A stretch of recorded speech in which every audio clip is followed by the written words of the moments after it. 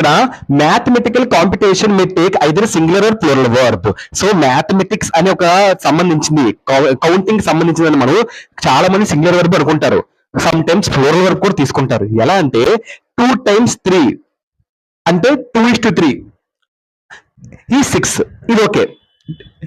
Maths లో related $90, $60 ఇలాంటి numbers వాటన్నిటి కూడా సింగులర్స్ తీసుకుంటారు. కానీ మధ్యలో ఎండ్ అనే కంజంక్షన్ వస్తే కనుక మనం ప్లూరల్ తీసుకోవాలి. క్లియర్? సో 4 and 4 అంటే ఇక్కడ 4 వేరేగా ఇంకో 4 వేరేగా ఉంది. సో ఇక్కడ 4 వేరేగా నెంబరు, ఇక్కడ అంటే ఈ 4 వేరేగా ఈ 4 వేరేగా చెప్తున్నారు.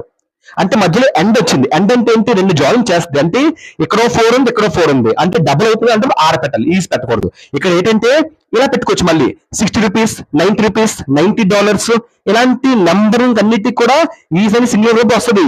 కానీ మధ్యలో ఎండ్ అని వస్తే, ఎగ్జాంపుల్ $50 and